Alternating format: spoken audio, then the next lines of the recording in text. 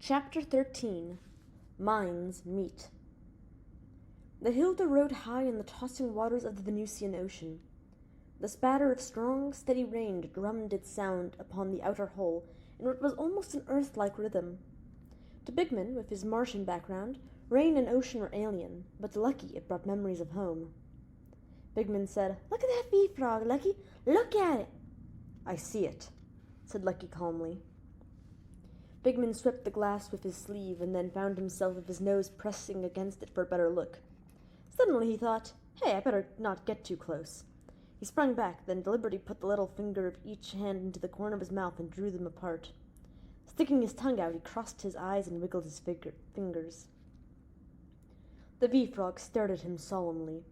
It had not budged a muscle since it had first been sighted. It merely swayed solemnly with the wind. It did not seem to mind or even be aware of the water that splashed about it and upon it. Bigman contorted his face even more horribly and went "ah" at the creature. Lucky's voice sounded over his shoulder. "What are you doing, Bigman?" Bigman jumped, took his hands away, and let his face spring back in its own pixie-ish appearance. He said, grinning, "I was just showing that bee-frog what I thought of it." "And it was just showing you what it thought of you." Bigman's heart skipped a beat. He heard the clear disapproval in Lucky's voice. In such a crisis, in such a danger, he, Bigman, was making faces like a fool. Shame came over him. He quavered, "I don't know what got into me, Lucky." "They did," said Lucky harshly. "Understand that. The bee-frogs are feeling you out for weak points. However they can do it, they'll crawl into your mind, and once there, they may remain past your ability to force them out to leave. So don't follow any impulse until you've thought it out." "Yes, Lucky," muttered Bigman. Now what next? Lucky looked about the ship.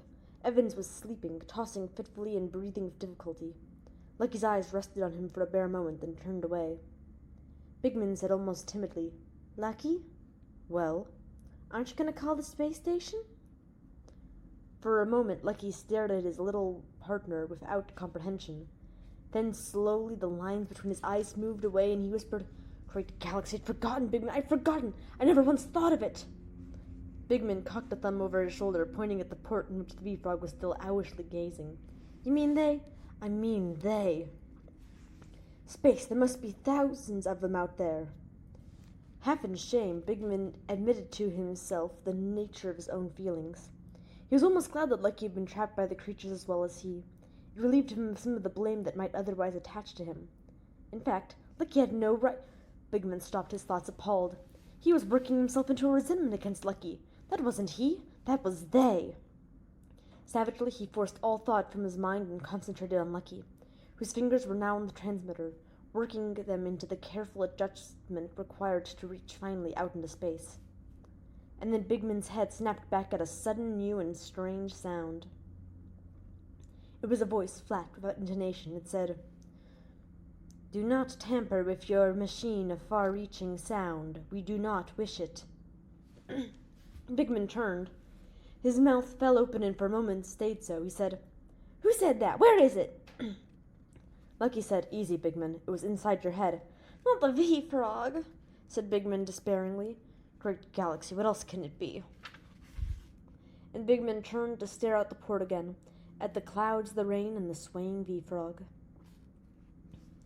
Once before in his life, Lucky had felt the minds of alien creatures impressing their thoughts upon him. That had been the day he had met the immaterial energy beings that dwelt within the hollow depths of Mars. There his mind had been laid open, but the entry of thought had been painless, even pleasant. He had known his own helplessness, yet had also been deprived of all fear. Now he faced something different. The mental fingers inside his skull had forced their way in, and he felt them with pain, loathing, and resentment.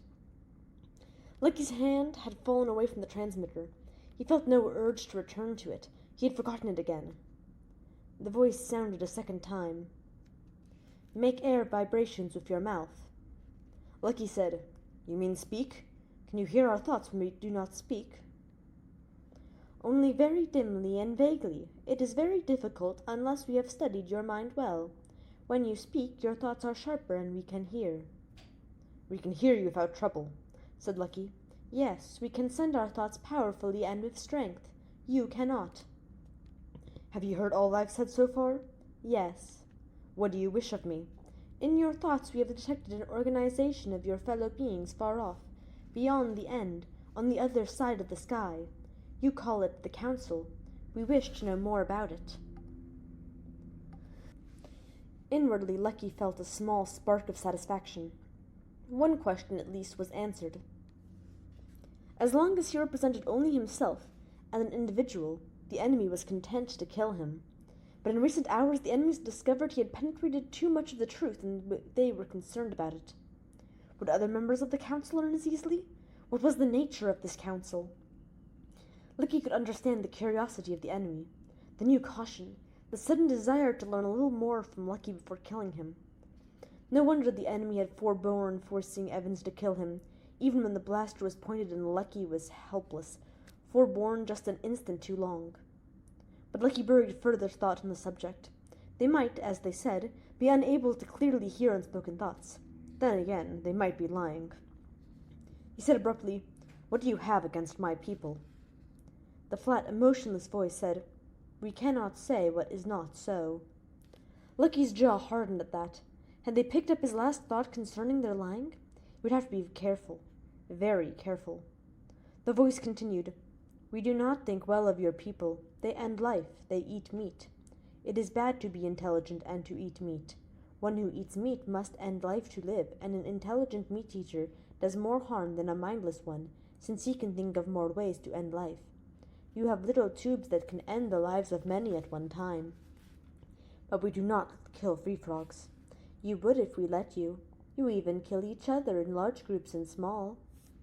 Lucky avoided comment on the last remark. He said instead, "What is it you want of my people, then?" "You grow numerous on Mars," said the voice. "You spread up and take room." "We can only take so much," reasoned Lucky. "We can build cities only in shallow waters. The deeps will always remain yours, and they form 9 parts of the ocean's 10. Besides that, we can help you. If you have the knowledge of mind, we have knowledge of matter. You've seen our cities and machines of shining metal that go through water and air to worlds on the other side of the sky. With this power of ours, think of how we can help you." "There is nothing we need. We live and we think. We are not afraid and we do not hate. What more can we need? What should we do with your cities and your metal and your ships? How can it make life better for us?" "Well then, do you intend to kill us all?" "We do not desire to end life. It is enough for us if we hold your minds so we will know you will do no harm." Lucky had a quick vision, his own implanted, of a race of men on Venus, living and moving under direction of the dominant natives, gradually being cut off from all connection with Earth, the generations growing more and more into complacent mental slaves. He said in words whose confidence he did not entirely feel, "Men cannot allow themselves to be controlled mentally. It is the only way, and you must help us." "We will not. You have no choice. You must tell us of these lands beyond the sky, of the organization of your people, of what they will do against us, and how we may guard ourselves." "There is no way you can make me do that." "Is there not?" asked the voice. "Consider, then, if you will not speak the information we require, we will then ask you to descend back into the ocean in your machine of shining metal, and there at the bottom you will open your machine to the waters." "And I?" said Lucky grimly. "The end of your lives would be necessary. With your knowledge it would not be safe to allow you to mingle with your fellows. You might speak to them and cause them to attempt reprisals. That would not be good." "Then I have nothing to lose by not telling you."